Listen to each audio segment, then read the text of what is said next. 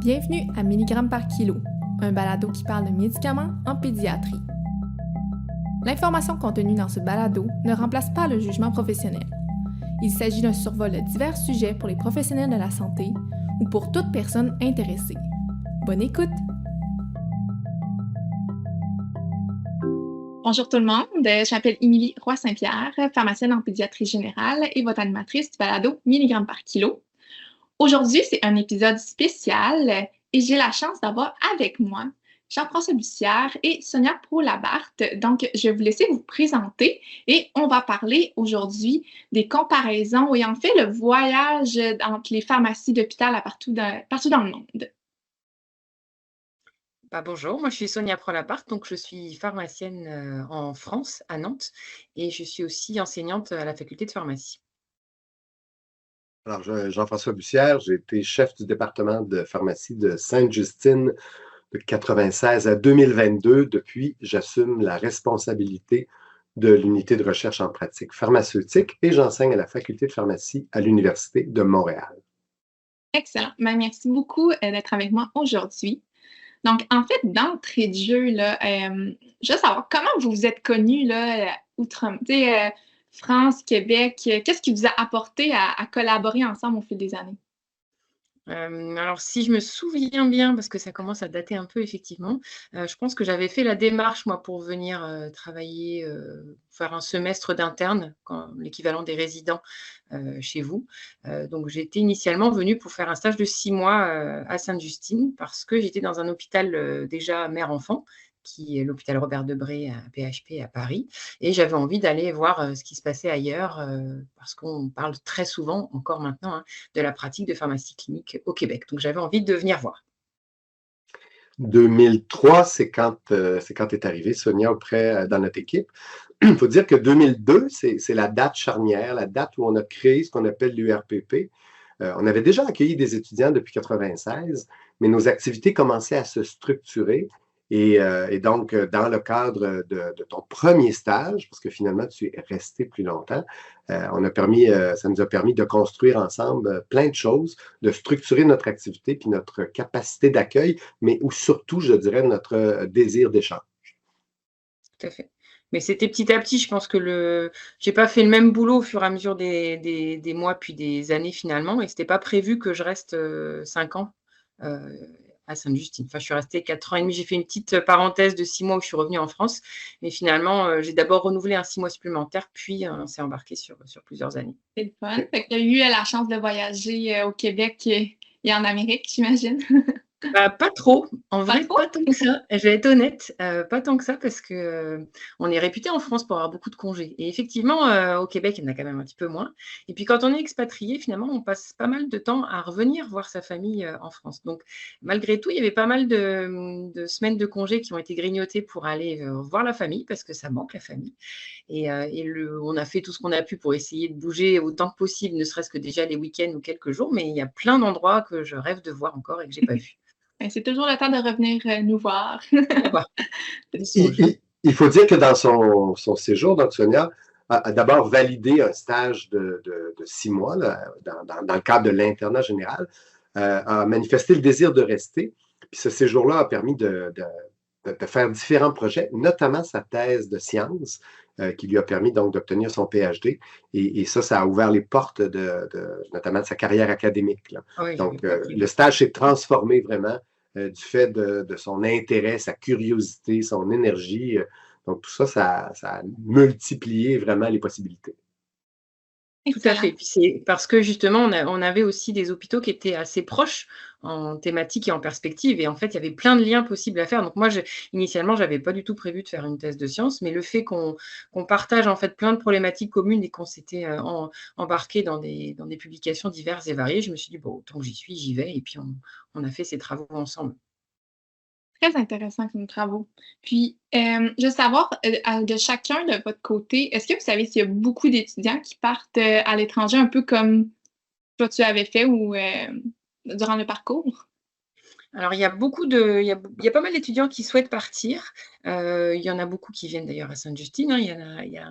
Il y a un réseau d'anciens étudiants français qui sont partis à Sainte-Justine qui est assez impressionnant et qui est sans doute pas c'est pas représentatif de ce qui se passe dans d'autres centres hospitaliers.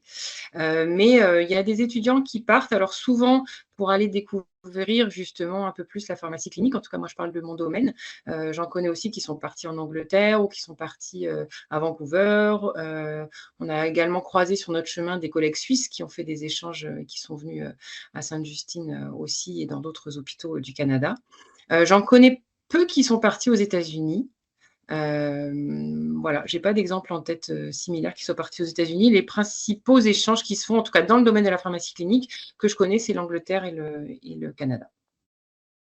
Du côté de Montréal, donc dans la formule de l'internat français, là, ce qu'on appelle nous au Québec la résidence, les opportunités sont plus limitées. D'une part, notre internat est plus court, hein, un internat de 16 mois au lieu de 4 ans.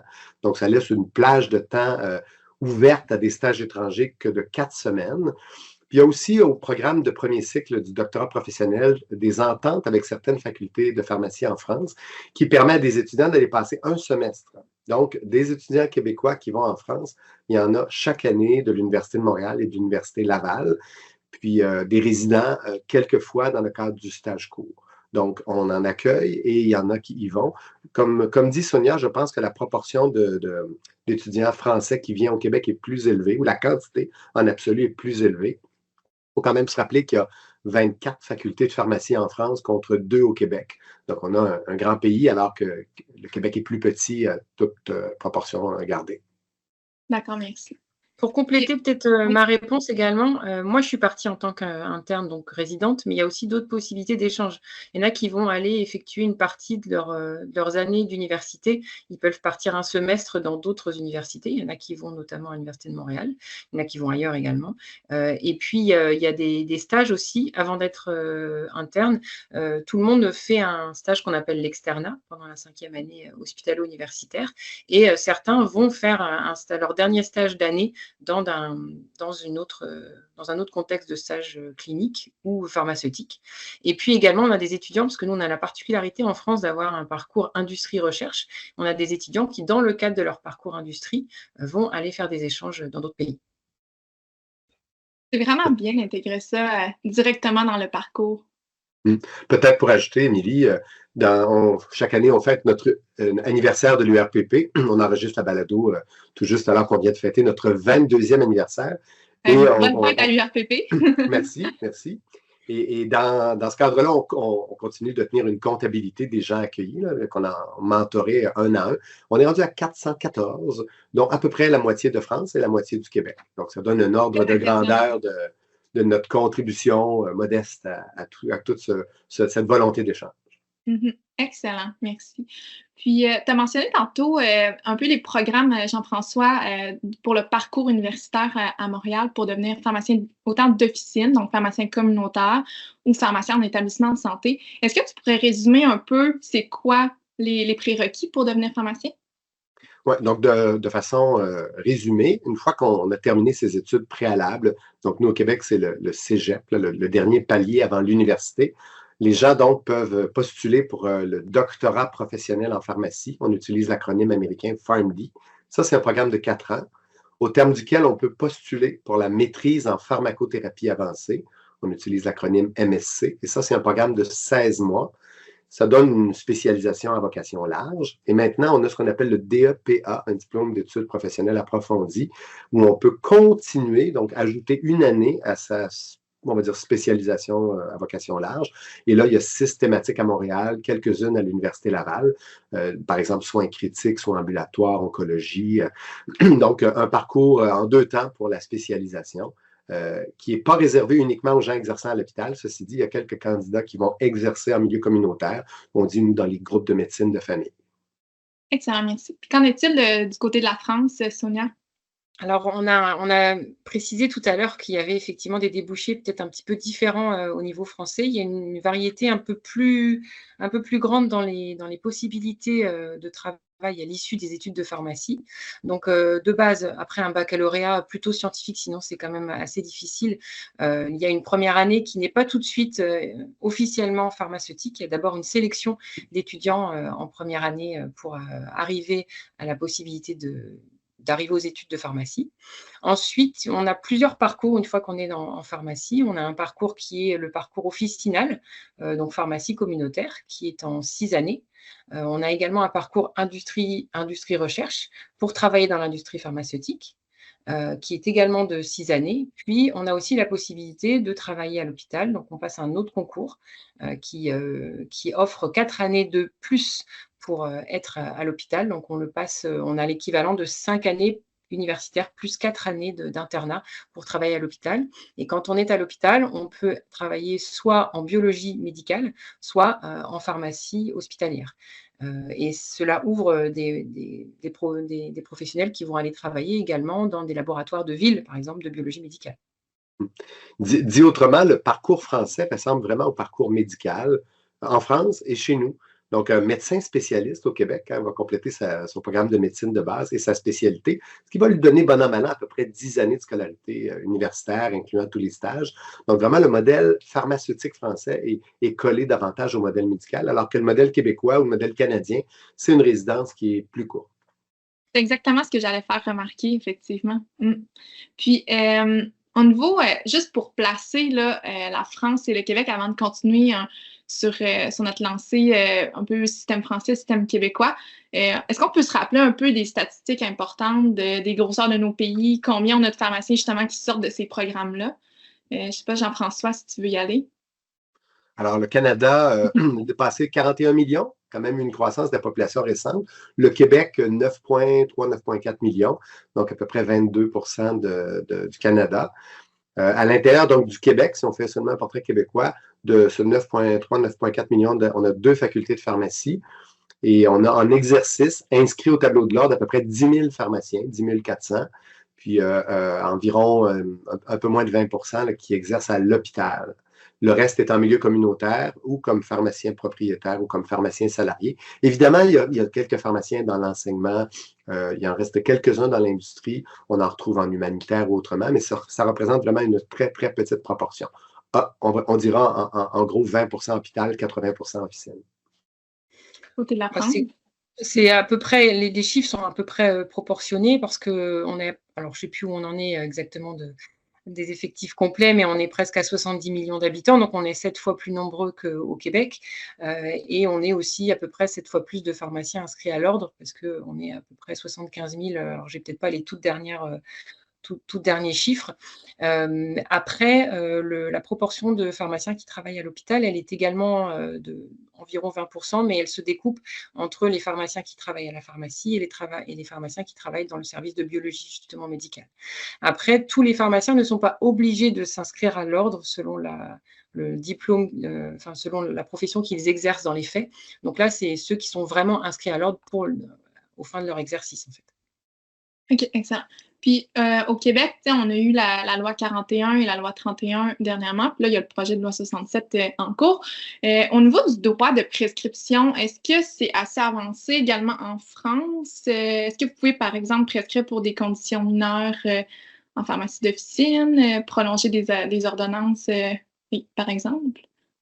Ça commence effectivement, ça bouge pas mal ces dernières années au niveau de la réglementation. C'est lié aussi à la pénurie de professionnels de santé sur le territoire en général.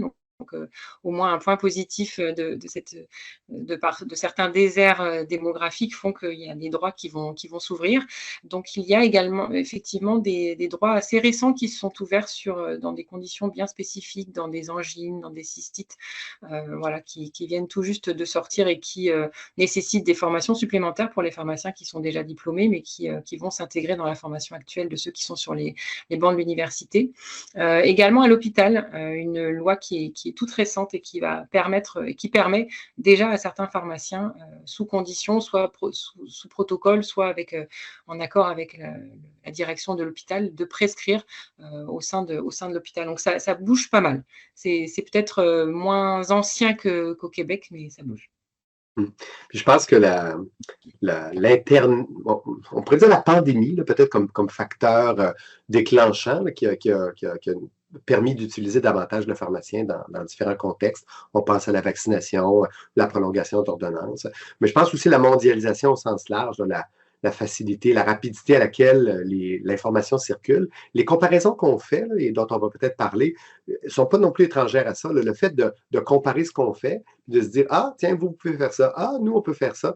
Tout ça, à mon avis, inspire les décideurs, certainement donne des idées aux pharmaciens en exercice, aux équipes pharmacie, de revendiquer des droits, puis de dire si on peut le faire dans telle juridiction, pourquoi pas dans telle autre. Alors, à mon avis, les différences qu'on observe sur la planète là, vont s'amenuiser, puis tout ça s'accélère du fait de la circulation rapide des connaissances, également des pénuries d'effectifs.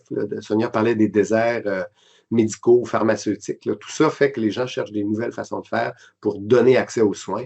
Alors, tout ça, c'est bien. Ça permet là, donc de mieux utiliser l'expertise des pharmaciens, des préparateurs, des techniciens. Tout à fait. Puis, oui, est-ce que vous voulez qu'on... Là, on a déjà nommé quelques ressemblances, quelques différences entre nos régions. Est-ce que vous avez d'autres éléments que vous voudriez apporter, mettre en lumière comme différences ou ressemblances entre le Québec et la France? Moi, je dirais on a trouvé plus de similitudes que de différences au départ, mais souvent, quand on décide de faire un projet, c'est les différences qui nous intéressent. Donc, si on décide de lire des articles que Sonia et moi, on a écrits, par exemple, on peut être tenté de parler davantage de différences parce que ça a été la cible de nos projets. On cherchait à résoudre un problème. Je donne juste un exemple pour ouvrir la discussion. Là. Il y a, je pense encore, beaucoup plus de présentations commerciales sous forme liquide pour les enfants en Europe, en France notamment, là, qu'au Canada. Donc, nous, on doit faire des préparations magistrales avec plus d'incertitudes, des péremptions plus courtes. Puis on se dit, pourquoi sur la même planète, on n'a pas accès à la même pharmacopée pour les enfants? Je pense qu'il y a une inéquité. Donc, on a d'abord identifié qu'est-ce qu'il y avait de disponible, puis on s'est demandé, on sait qui les fournisseurs, pourquoi, c'est quoi les raisons. Puis là, on a compris qu'il y avait des facteurs juridiques, des incitatifs financiers moins grands, puis que le fabricant se disait, wow, le Canada, c'est peut-être pas un marché aussi intéressant, alors que l'Europe, dans sa globalisation, devenait plus attractive, puis peut-être plus à l'écoute aussi des besoins de clientèle spéciale, comme les enfants ou les personnes âgées dysphagiques. Donc, on parle d'un problème, il nous manque de produits, puis ça, c'est le fait de se côtoyer puis de se dire, tu viens de Robert Debré, je suis à Sainte-Justine, comment ça que tu as accès à ça, puis moi, je ne l'ai pas. Là, donc, on parle vraiment de notre expérience de base, de terrain, pour soulever ce sujet, puis chercher, comparer. Et depuis, la situation s'améliore au Canada. Donc, on s'est inspiré de la façon dont ça se passe en Europe. L'équipe de Sainte-Justine a créé Magistral Québec, a fait des pressions avec l'industrie, avec des travaux d'une chaire et tout ça. Donc, il y a clairement un changement. Puis ça n'empêche pas aussi pour des demandes ponctuelles ou répondre à des besoins de certains patients, d'aller appeler les anciens collègues, de faire marcher justement les réseaux qu'on a à travers les différents pays pour dire, moi j'ai tel problème, est-ce que vous avez quelque chose pour essayer de m'aider à résoudre justement? Et ça n'empêche pas de faire des demandes d'accès spéciales pour avoir accès à des médicaments qui sont commercialisés ailleurs aussi. C'est justement la façon, c'est à la fois une approche générale qui nous permet de décrire, peut-être en prenant un peu de recul, des situations globales, mais c'est aussi parfois répondre à des besoins de patients ciblés, et c'est d'autant plus intéressant. Et après également, je repense aussi aux formes au contraire de comprimés de forme orale sèche ou sous forme blister ou pas blister adaptés à l'usage de l'hôpital.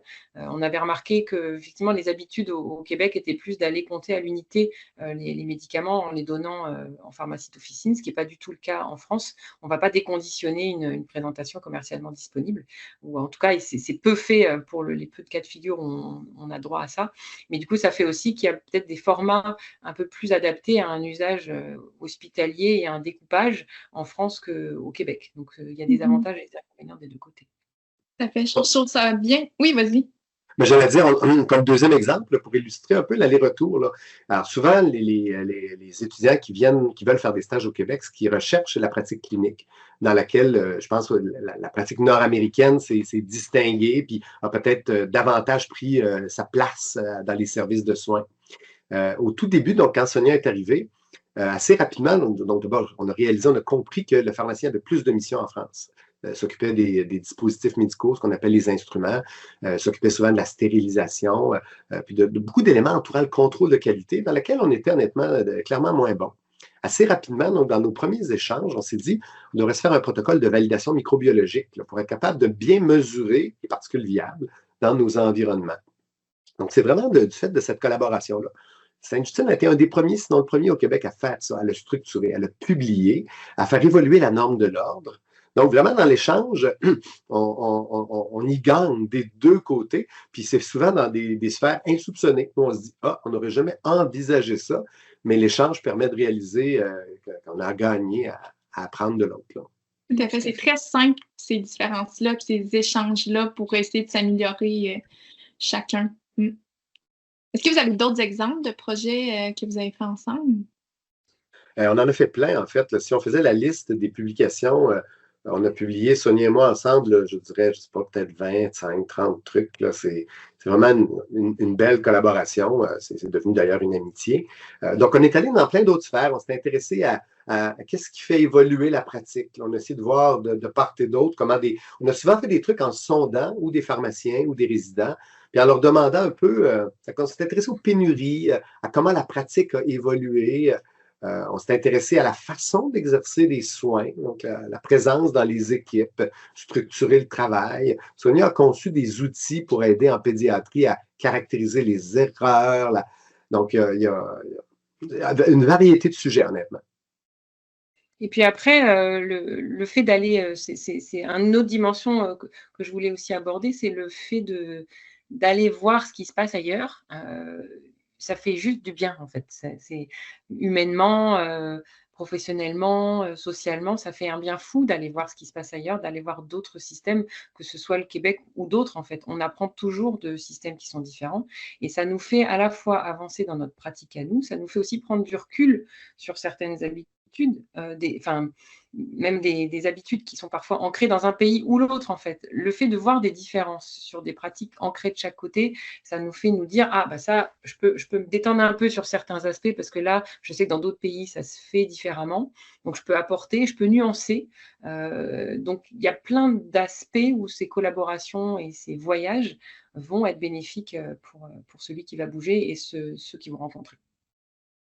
Tout à fait. Je le souligne, là, je pense que c'est quand même un message clé. Là, c'est important d'aller voir ailleurs, comme tu dis, Sonia, autant pour la croissance professionnelle, mais aussi personnelle au final, parce que ça fait des super belles expériences. On peut rencontrer des gens ailleurs. Tout à fait. Est-ce que vous avez d'autres réflexions à partager? Peut-être sur les échanges, en tout cas, je ne sais pas où ça en est, parce qu'à nouveau, ce qu'on se dit, c'est une expérience qui date maintenant un petit peu. Jean-François, il faut être honnête. Hein, moi, je suis partie il y a 20 ans, donc sûrement qu'il y a plein d'autres différences qui sont flagrantes. Mais moi, ce qui m'avait un petit peu étonnée au tout début, c'est que moi, quand je suis partie de France à ce moment-là, c'est le moment où il y avait un essor incroyable de tout ce qui était éducation thérapeutique du patient. Et quand je suis arrivée au Québec, ce n'était pas forcément un domaine qui était en tout cas qui était prononcé dans le sens méthodologique, structuré, comme on essayait de le faire en France. Et à l'inverse, la présence des pharmaciens dans les unités, dans les services cliniques était extrêmement aboutie. Voilà, au contraire, il y avait une place extrêmement bien formalisée pour les pharmaciens dans les services cliniques. Donc ça, j'avoue que j'avais été troublée, par exemple, de ce décalage-là. Et j'ai l'impression qu'il y a aussi un autre décalage, peut-être, il y a des inversement au Québec, il y a eu une grande avancée sur tout ce qui est le partenariat patient, la formalisation de la même façon du partenariat patient dans les soins. Et ça, on est en train de s'ouvrir également à cette thématique-là en France. Donc, il y a parfois des décalages. Alors, on est forcément victime, entre guillemets, hein, c'est très relatif, des modes, des engouements, de ce qui se passe dans les pays et de force motrice dans un pays ou dans l'autre.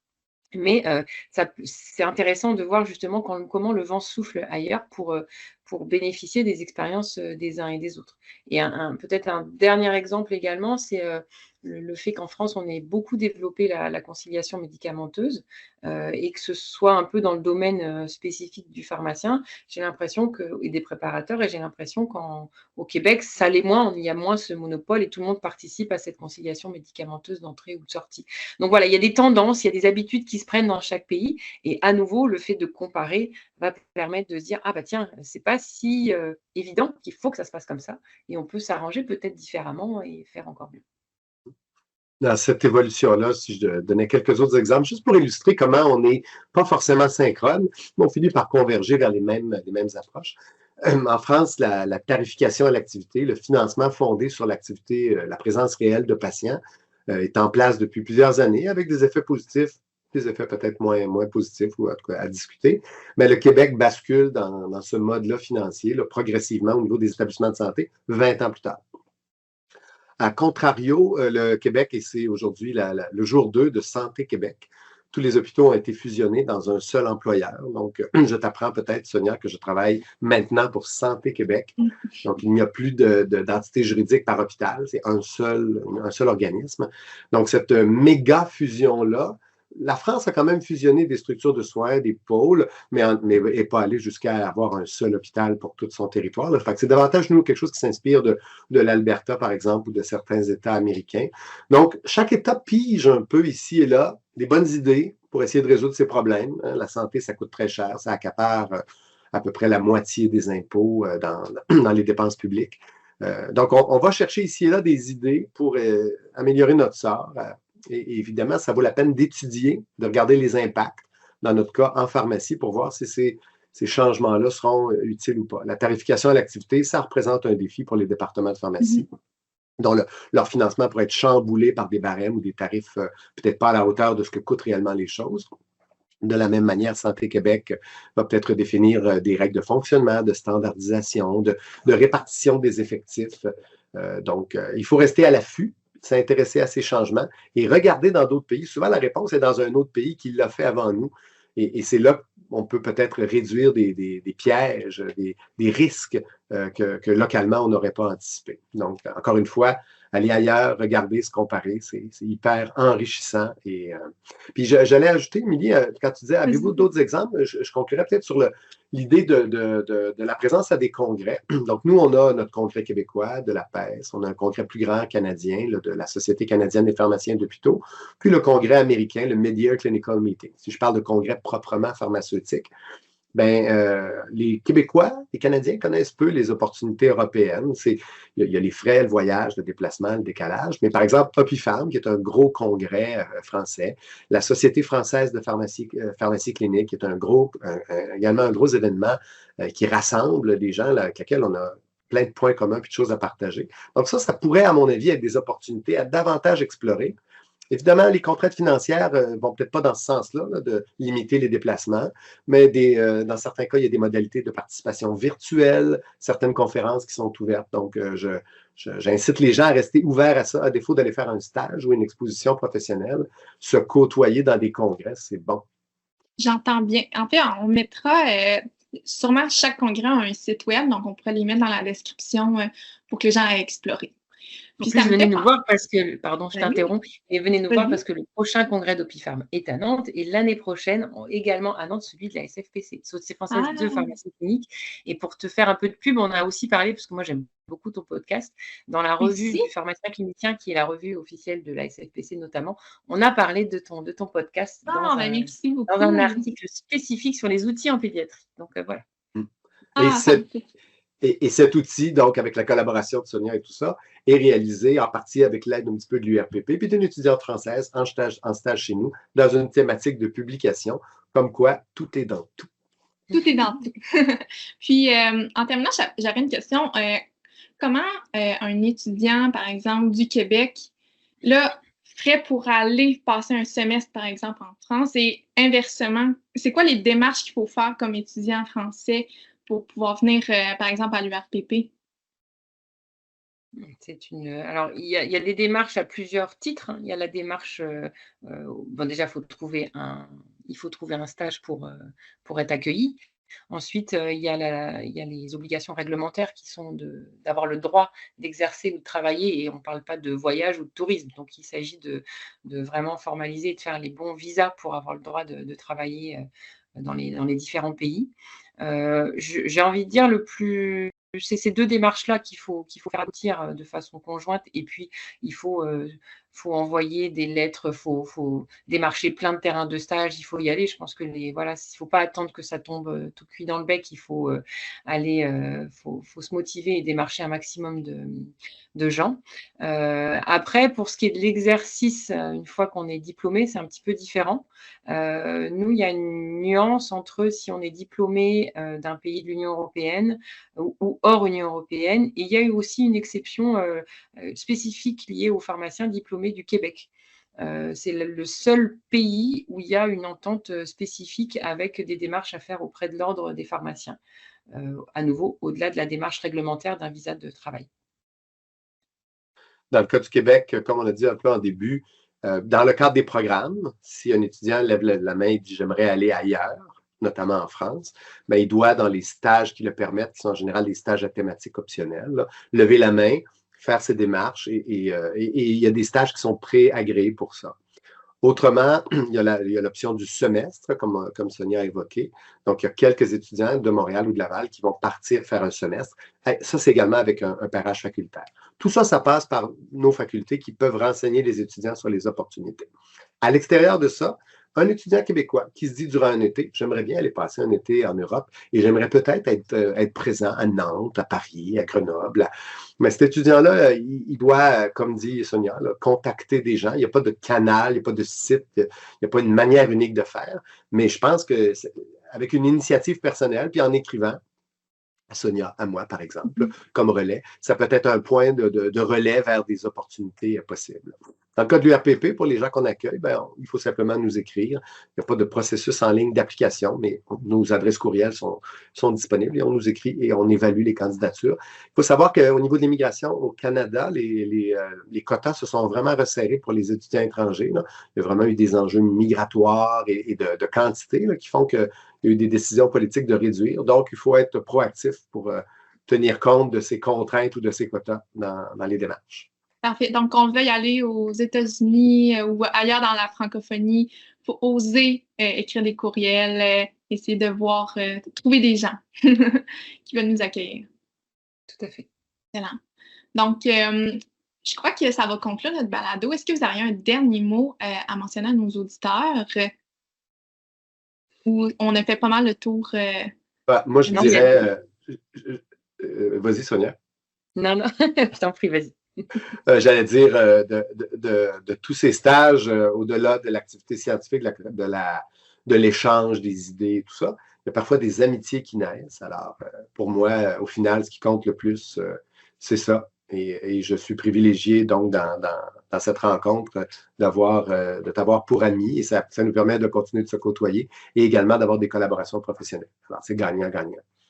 Je suis complètement d'accord, Jean-François. Je pense qu'on a eu beaucoup de chance aussi de se croiser. Je souhaite à tous ceux qui vont bouger, rencontrer d'autres gens dans le cadre de leur exercice, d'avoir effectivement ce genre de rencontre, parce que ça détermine aussi beaucoup de choses, ça change des parcours.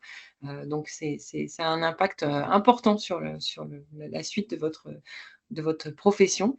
J'ajouterai un point également qui est qu'il n'y a pas de système parfait, il n'y a pas un système qui est mieux que l'autre, il y a des différences, et c'est ça qui fait que c'est intéressant et qu'il faut être curieux et qu'il faut aller voir ce qui se passe ailleurs. Mais il n'y a jamais eu la volonté dans toutes nos collaborations d'aller faire valoir en fait telle ou telle façon de faire. Il y a eu uniquement une volonté d'avancer et d'apprendre.